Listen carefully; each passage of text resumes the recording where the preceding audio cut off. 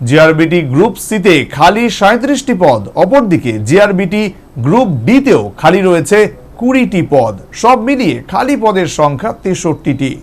সংশ্লিষ্ট পদগুলি পূরণের দাবি জানালো জেআরবিটির লিখিত পরীক্ষায় উত্তীর্ণ দিব্যাঙ্গরা। গত 7 সেপ্টেম্বর রাজ্য সরকার জিআরবিটি গ্রুপ ডির মেধা তালিকা প্রকাশ করে এবং সেই মেধা তালিকার ভিত্তিতে সংশ্লিষ্ট কর্মপ্রার্থীদের নিয়োগ শুরু হয়েছে। তবে বৃহস্পতিবার এই মেধা তালিকা নিয়ে প্রশ্ন তুলল দিব্যাঙ্গ চাকরি প্রত্যাশী শান্তি প্রসাদ দাস।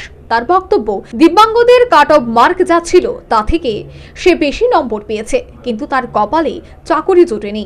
অ্যাকচুয়ালি লাস্টে আমরা যে কাট অফ মার্ক দেখেছি ফিজিক্যালি হ্যান্ডিক্যাপটেড, এটা 31 পয়েন্ট কত ছিল এটা, কিন্তু আমি দেখুন আজকে আমার আরটিআই বেরিয়েছে, আরটিআই আমি 40-র উপরে পেয়েছি, 42.258, বাট আমি কিন্তু একজন ফিজিক্যালি হ্যান্ডিক্যাপ প্লাস এসসি, এবং আমার গভর্নমেন্ট অনেকগুলি সার্টিফিকেট আছে, pan winding, motor winding, basic electronics, এগুলি আমার গভর্নমেন্ট রেজিস্টার করা আমার সার্টিফিকেট আছে।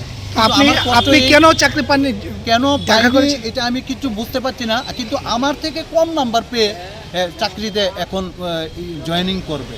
কিন্তু আমার দুঃখ এটাই, আমার বয়সও হয়ে গেছে, আমার সংসার চালাতে এখন ভীষণ কষ্ট হচ্ছে, এবং একজন বিকলাঙ্গ অনেক বছর যাবৎ চাকরির পিছনে ঘুরছি, এবং রাত্র উজাগর করে আমি খুব পড়াশোনা করে আমি। এদিন রাজধানীস্থিত শ্রম অধিদপ্তরের সংশ্লিষ্ট আধিকারিকদের নিকট ডেপুটেশনে মিলিত হয় চাকরি প্রত্যাশীরা। তাদের দাবি, জিআরবিটি গ্রুপ সি এবং ডিতে অনেক পদ খালি রয়েছে।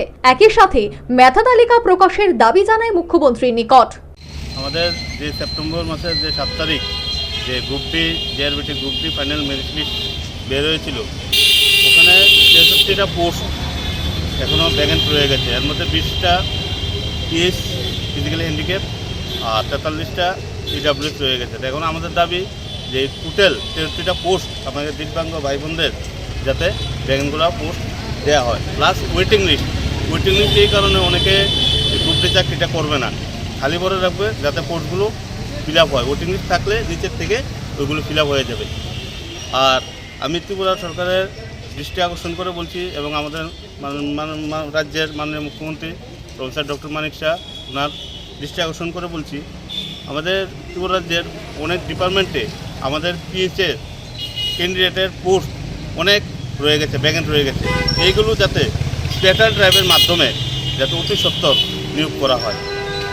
সে সাথে তাদের দাবি, কোনো ক্যাটাগরি না রেখে শূন্য পদগুলিতে নিয়োগ করা, অর্থাৎ যারা লিখিত পরীক্ষা দিয়েছে সংশ্লিষ্টদের নিয়োগের ব্যবস্থা করা হোক।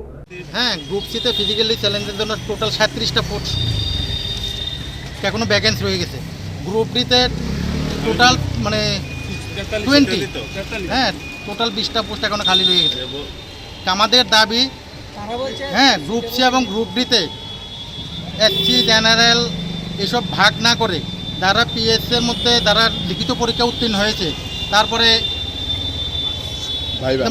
না ওই benchmark A B C D এসব ভাগ না করে যারা লিখিত পরীক্ষা উত্তীর্ণ হয়েছে তাদেরকে মার্কের ভিত্তিতে যাতে এই পোস্টগুলি যাতে মানে প্রতি সত্তর গভর্নমেন্ট পূরণ করে, সেই জিনিসটা আমাদের দাবি।